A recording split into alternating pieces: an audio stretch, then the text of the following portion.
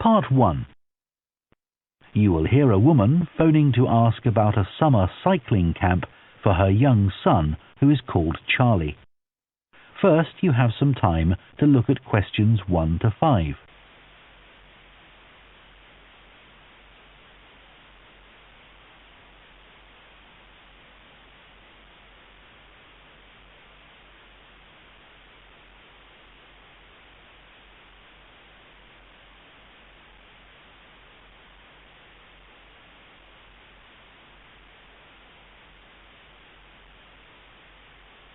Now listen carefully and answer questions 1 to 5. Hello, Junior Cycle Camp. Jake speaking. Hi, I'm calling for some information about the cycle camp. I'm thinking of sending my son. Great. Well, it's held every weekday morning over the summer vacation, and we focus on basic cycling skills and safety. We have 8 levels for children from 3 years upwards. How old's your son? Charlie? He's 7. He can ride a bike, but he needs a little more training before he's safe to go on the road. He'd probably be best in level 5. They start off practicing on the site here, and we aim to get them riding on the road. But first, they're taken to ride in the park, away from the traffic. Right. And can you tell me a bit about the instructors? Well, all our staff wear different colored shirts. So we have 3 supervisors, and they have red shirts. They support the instructors, and they also stand in for me if I'm not around. Then the instructors themselves are in blue shirts, and one of these is responsible for each class. Okay. In order to be accepted, all our instructors have to submit a reference from someone who's seen them work with children. Like if they've worked as a babysitter, for example. Then they have to complete our training course, including how to do lesson plans and generally care for the well-being of the kids in their class. They do a great job, I have to say. Right. And tell me a bit about the classes. What size will Charlie's class be? We have a limit of 8 children in each class, so their instructor really gets to know them well. They're out riding most of the time, but they have quiet times too, where their instructor might tell them a story that's got something to do with cycling, or get them to play a game together. It's a lot of fun. It must be. Now, what happens if there's rain? Do the classes still run? Oh, yes. We don't let that put us off. We just put on our waterproofs and keep cycling. Before you hear the rest of the conversation, you have some time to look at questions 6 to 10.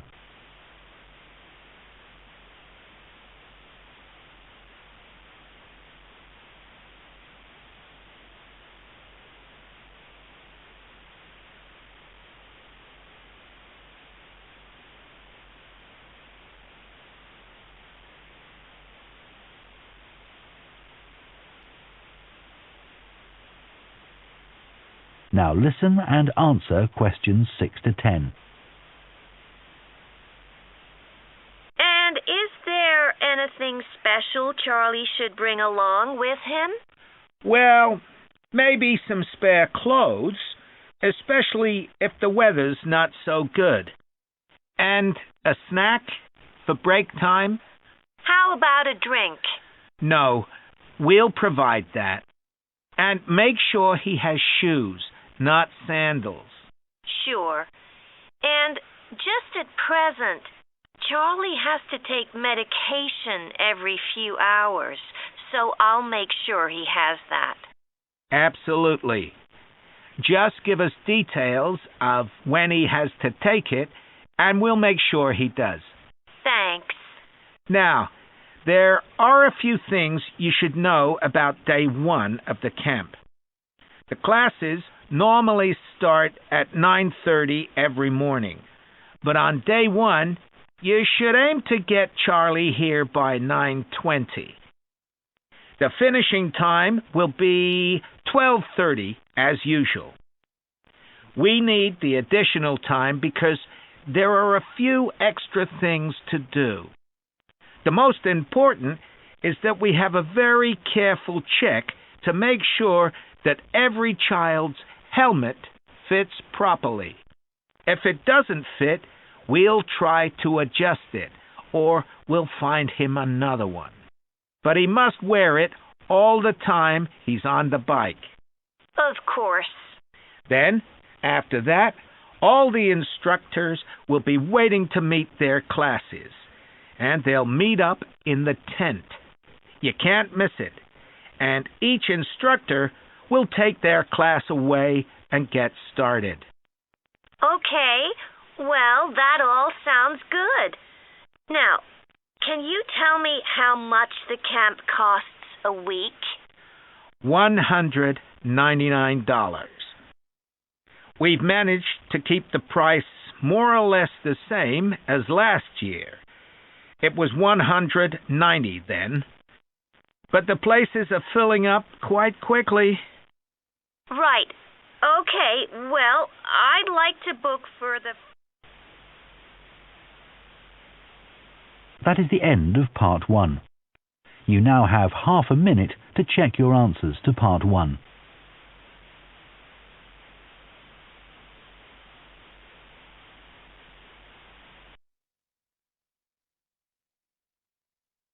Part 2. You will hear a recruitment officer called Megan Baker giving a talk at a jobs fair about opportunities for those interested in the food and agriculture sectors. First, you have some time to look at questions 11 to 14.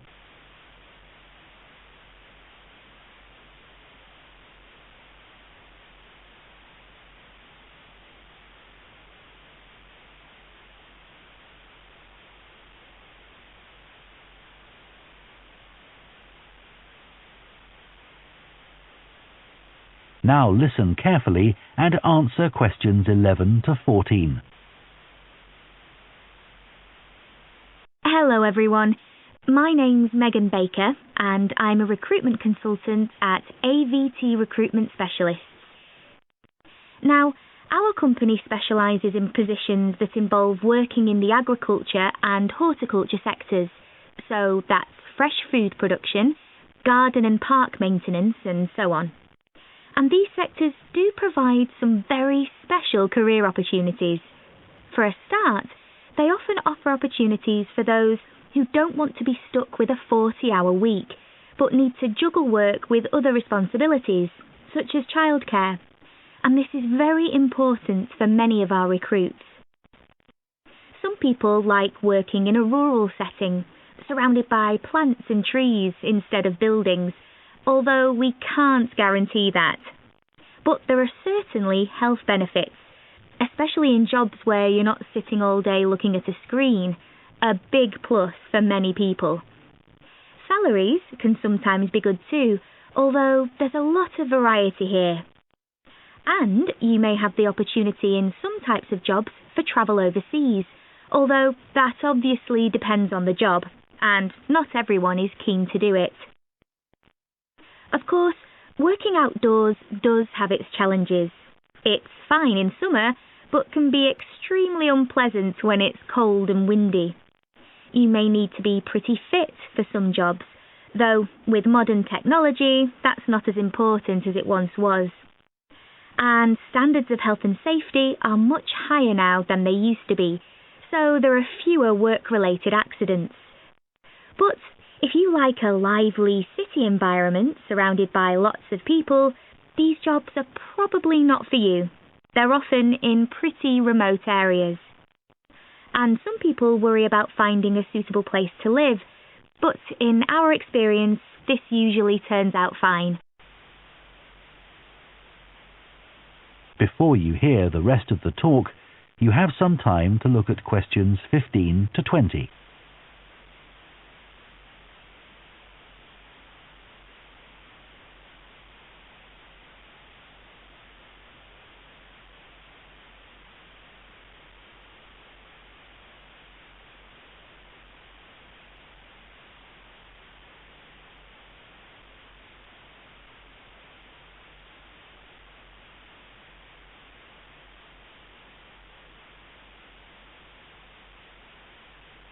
Now listen and answer questions 15 to 20.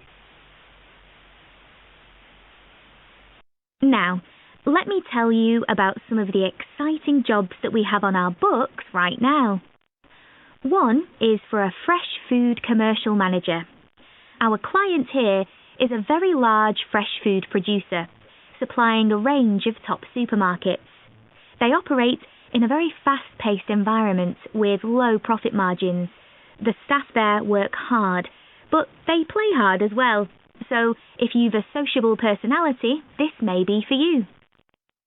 We have an exciting post as an agronomist, advising farmers on issues such as crop nutrition, protection against pests, and the latest legislation on farming and agricultural practices.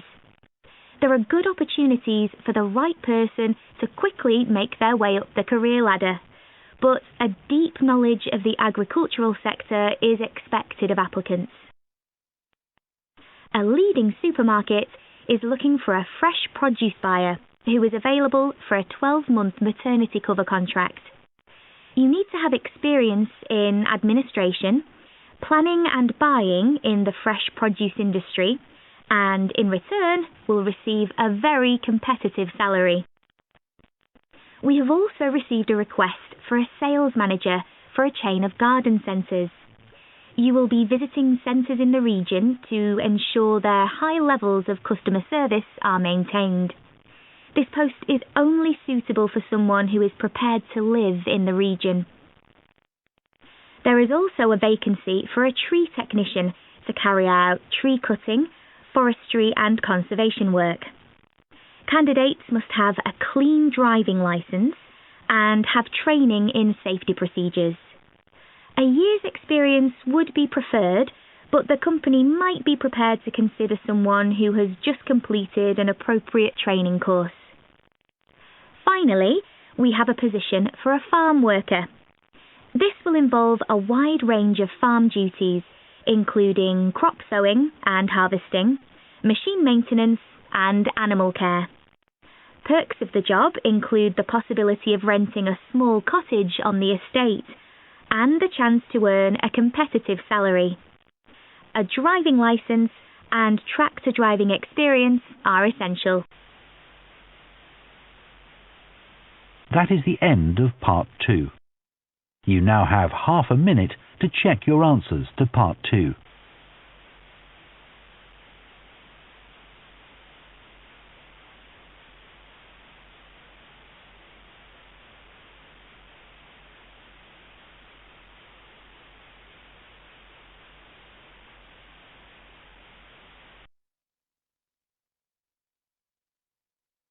Part 3.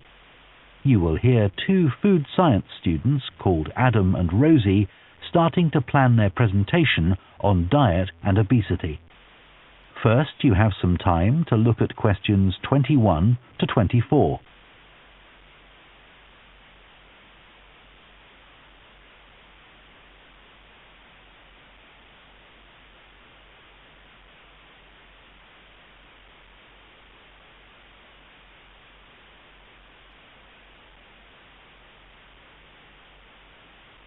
Now listen carefully and answer questions 21 to 24. Okay, Rosie, shall we try to get some ideas together for our presentation on diet and obesity? Sure. I can talk about the experiment I did to see if people can tell the difference between real sugar and artificial sweeteners. Where you gave people drinks with either sugar or artificial sweeteners, and they had to say which they thought it was? Yeah. It took me ages to decide exactly how I'd organise it, especially how I could make sure that people didn't know which drink I was giving them. It was hard to keep track of it all, especially as I had so many people doing it. I had to make sure I kept a proper record of what each person had had. So, could most people tell the difference? Yeah, I hadn't thought that they would be able to, but most people could. Then there's that experiment I did, measuring the fat content of nuts, to see if the nutritional information given on the packet was accurate. The one where you ground up the nuts and mixed them with a chemical to absorb the fat? Yes. My results were a bit problematic. The fat content for that type of nut seemed much lower than it said on the package. But I reckon the package information was right. I think I should probably have ground up the nuts more than I did. It's possible that the scales for weighing the fat weren't accurate enough too. I'd really like to try the experiment again sometime. Before you hear the rest of the discussion, you have some time to look at questions 25 to 30.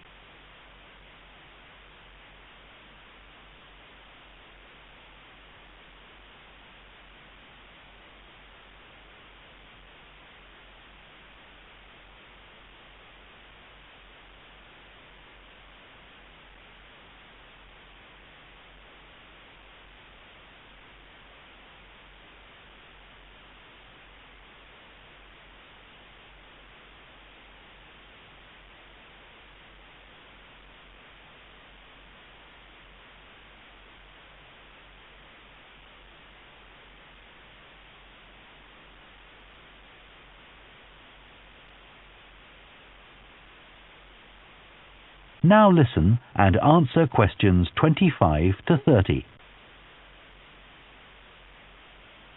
So, what can we say about helping people to lose weight? There's a lot we could say about what restaurants could do to reduce obesity. I read that the items at the start of a menu and the items at the end of a menu are much more likely to be chosen than the items in the middle.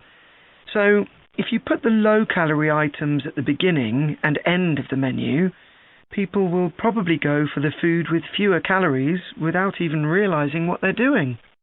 I think food manufacturers could do more to encourage healthy eating. How? Well, when manufacturers put calorie counts of a food on the label, they're sometimes really confusing, and I suspect they do it on purpose, because food that's high in calories tastes better, and so they'll sell more. Yeah, so if you look at the amount of calories in a pizza, they'll give you the calories per quarter pizza, and you think, oh, that's not too bad. But who's going to eat a quarter pizza? Exactly. I suppose another approach to this problem is to get people to exercise more. Right. In England, the current guidelines are for at least 30 minutes of brisk walking 5 days a week. Now, when you ask them, about 40% of men and 30% of women say they do this. But when you objectively measure the amount of walking they do with motion sensors, you find that only 6% of men and 4% of women do the recommended amount of exercise. So you can see why obesity is growing. So how can people be encouraged to take more exercise? Well, for example, think of the location of stairs in a train station. If people reach the stairs before they reach the escalator when they're leaving the station, they're more likely to take the stairs. And if you increase the width of the stairs, you'll get more people using them at the same time. It's an unconscious process and influenced by minor modifications in their environment. Right. And it might not be a big change, but if it happens every day, it all adds up. Yes, but actually, I'm not sure if we should be talking about exercise in our presentation. Well, we've done quite a bit of reading about it. I know, but it's going to mean we have a very wide focus, and our tutor did say that we need to focus on causes and solutions in terms of nutrition. Oh, I suppose so. And we've got plenty of information about that. OK, well, that will be simpler. So, what shall we do now? We've still got half an hour before our next lecture. Let's think about what we're going to include and what will go where. Then we can decide what slides we need. Okay, fine. That is the end of Part 3. You now have half a minute to check your answers to Part 3.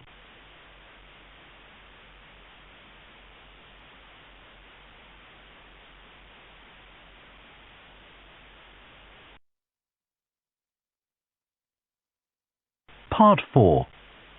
You will hear a lecturer on a fashion design course introducing the subject of hand knitting, which involves making things like woolen jumpers and scarves. First, you have some time to look at questions 31 to 40.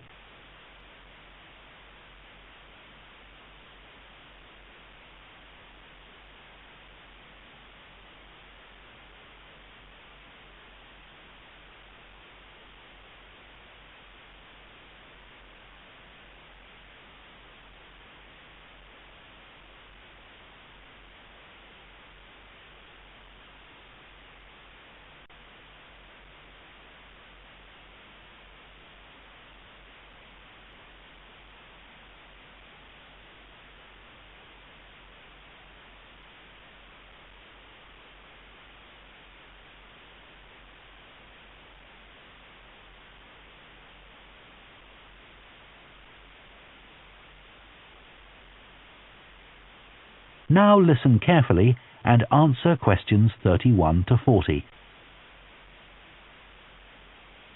Good morning, everyone.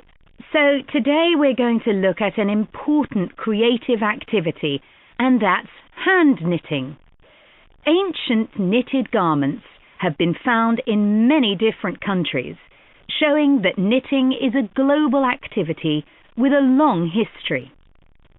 When someone says the word knitting, we might well picture an elderly person, a grandmother perhaps, sitting by the fire knitting garments for themselves or other members of the family.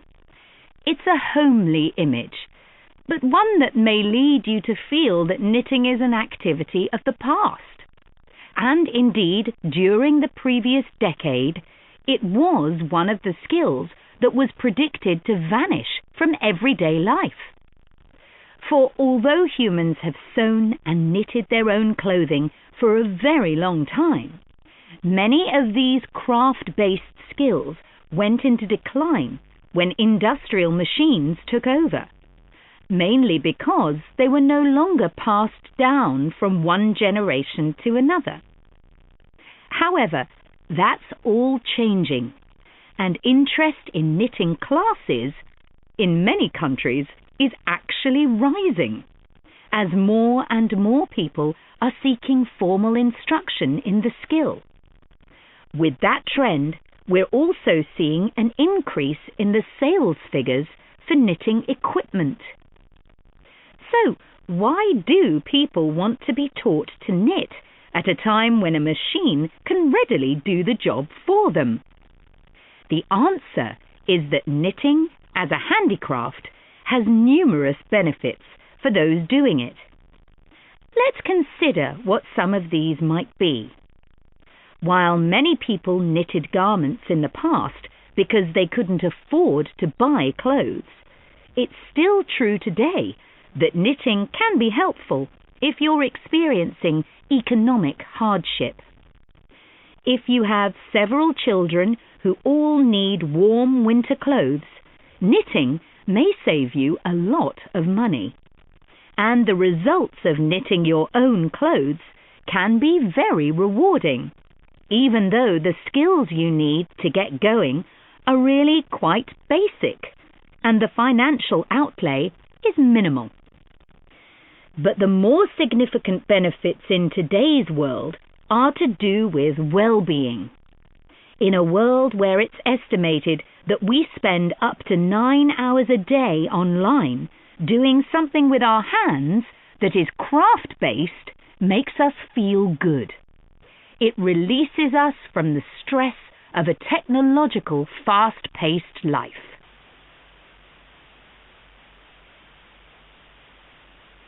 Now, let's look back a bit to early knitting activities. In fact, no one really knows when knitting first began. But archaeological remains have disclosed plenty of information for us to think about. One of the interesting things about knitting is that the earliest pieces of clothing that have been found suggest that most of the items produced were round rather than flat. Discoveries from the 3rd and 4th centuries in Egypt show that things like socks and gloves that were needed to keep hands and feet warm were knitted in one piece using 4 or 5 needles. That's very different from most knitting patterns today, which only require 2. What's more, the very first needles people used were hand-carved out of wood and other natural materials, like bone, whereas today's needles are largely made of steel or plastic and make that characteristic clicking sound when someone's using them. Ancient people knitted using yarns made from linen, hemp, cotton and wool, and these were often very rough on the skin. The spinning wheel, which allowed people to make finer yarns and produce much greater quantities of them, led to the dominance of wool in the knitting industry, often favoured for its warmth. Another interesting fact about knitting is that because it was practiced in so many parts of the world for so many purposes, regional differences in style developed. This visual identity has allowed researchers to match bits of knitted clothing that have been unearthed over time to the region from which the wearer came, or the job that he or she did. As I've mentioned, knitting offered people from poor communities a way of making extra money while doing other tasks.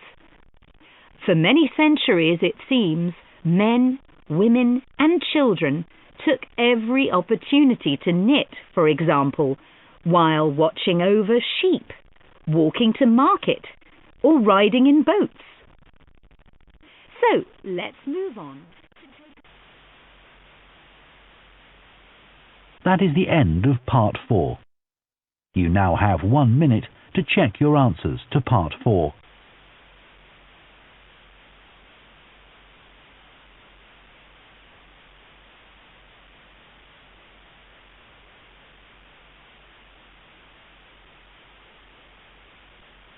That is the end of the listening test.